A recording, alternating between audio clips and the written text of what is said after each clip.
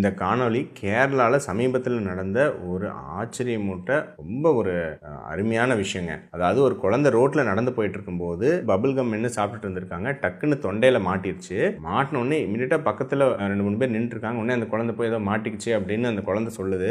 இமீடியட்டாக ஒருத்தர் அந்த குழந்தைய கட்டி பிடிச்சி வயிற்றில் வந்து ப்ரெஸ் பண்ணுறாரு, துப்ப சொல்கிறாரு. சில மென்யூவர் பண்ணோடனே அந்த குழந்தை வந்து துப்பிடுச்சு. இமீடியட்டாக வந்து அந்த குழந்தை வந்து நல்லாயிடுச்சு. ஸோ ரொம்ப ஒரு எனக்கே வந்து ஒரு ஆச்சரியமூட்டும் விஷயம். சரிங்களா? என்ன அப்படின்னா இதை வந்து எல்லாருமே தெரிஞ்சு வச்சுக்க வேண்டிய ஒரு விஷயங்க.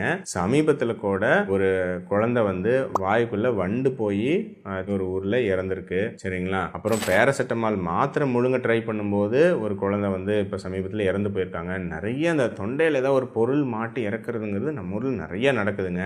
ஏன்னா தொண்டையில் இப்போ நம்ம முழுங்க ட்ரை பண்ணும்போது மூச்சு குழாயில் போய் ஒரு பொருள் குழந்தைங்களுக்கு மாட்டிருச்சு அப்படின்னா நீங்க பக்கத்துல தான் ஒரு கிளினிக்கோ ஏதோ இருக்குன்னா கூட அது போறதுக்கெல்லாம் டைமே இருக்காது. ஏன்னா அதிகபட்சம் உங்களுக்கு 1-2 நிமிஷத்துல நீங்க அந்த பொருளை உள்ள இருந்து வெளியே எடுக்கல அப்படின்னாவே உங்களுக்கு டோட்டலா மூளைக்கு போற ஆக்சிஜன் வந்து கட் ஆயிடும். உங்களுக்கு வந்து இறப்பு வந்து நடந்துரும். அதனாலதான் நிறைய டைம் வந்து பாத்தீங்கன்னா மருத்துவர்களுக்கே வந்து பாத்தீங்கன்னா இது மாதிரி ஏதோ தொண்டையில மாட்டி இறந்து போன சம்பவம்லாம் நிறைய வந்து பெரியவங்களுக்கு கூட நடந்திருக்கு. அது குழந்தைங்களுக்கு இது ரொம்ப காமன். ஸோ இந்த மாதிரி ஏதாவது ஒன்று குழந்தைங்களுக்கு தொண்டையில் ஏதோ ஒன்று மாட்டிடுச்சுன்னா டக்குன்னு பண்ண வேண்டிய விஷயம் என்னங்கிறது நான் சொல்கிறேன். ஹெய்ம்லிச் மேனியோவர் அப்படின்னு சொல்லுவாங்க. அப்படின்னா என்னன்னா ஒரு பெரிய குழந்தைக்கு இது மாதிரி தொண்டையில் மாட்டிருக்கு அப்படின்னா அந்த குழந்தைய பின்னாடி இருந்து நீங்கள் கட்டி பிடிச்சி வயிற்றுல வந்து இப்படி அழுத்தி பிடிச்சி உங்களுக்கு வயிற்றுல இப்படி ப்ரெஸ் பண்ணணும்.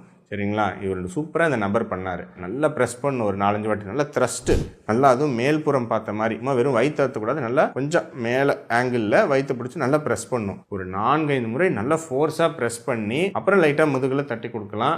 டக்குன்னு அந்த காற்று வந்து நுரையீரல்லேருந்து வெளியே வரும்போது டக்குன்னு அந்த பொருள் வந்து மூச்சுக்குழாயிலேருந்து டிஸ்லாஜ் ஆகிடும். அதே மாதிரி சின்ன குழந்தை அப்படின்னா அந்த குழந்தைய நம்ம மடியில் படுக்க வச்சு வயிறு வந்து நம்ம தொட மேலே இருக்கிற மாதிரி நல்லா முதுகில் வந்து நல்லா தட்டி கொடுக்கணும். நல்லா ஃபோர்ஸாக தட்டும்போது அந்த பிரச்சனைனால வெளியே வந்துடும். இதை பற்றி எல்லாருமே நீங்கள் தெரிஞ்சு வச்சுக்கணுங்க. குழந்தைங்களுக்கோ பெரியவங்களுக்கு ஏதோ டக்குன்னு தொண்டையில் மாட்டிச்சு மூச்சோட கஷ்டப்படுறாங்க, சோக்கிங் அப்படின்னு நடந்தால் இமீடியட்டாக அந்த ஹெம்லிச் மென்யூங்கிறத பண்ணும். இதை பண்ணி தான் அருமையாக அந்த நபர் அந்த ஒரு குழந்தையோட உயிரை வந்து காப்பாற்றிருக்காரு. இது ஒரு சாதாரண விஷயம் கிடையாது. கட்டாயம் உங்கள் வீட்டில் குழந்தைங்க இருக்காங்களோ இல்லையோ எல்லாரும் தெரிஞ்சுக்க வேண்டிய ஒரு விஷயம். நான் பொதுவாக இந்த வீடியோவில் எல்லாத்துக்கும் ஷேர் பண்ணுங்கன்னு நான் சொல்ல மாட்டேன். ஆனால் இதை கட்டாயம் எல்லாத்துக்கும் பகிருங்க. இது ஏன்னா எல்லாரும் பார்த்து பழகி தெரிஞ்சுக்க வேண்டிய ஒரு விஷயம். எப்போ வேணாலும் ஒரு உயிரை காப்பாற்றலாம்.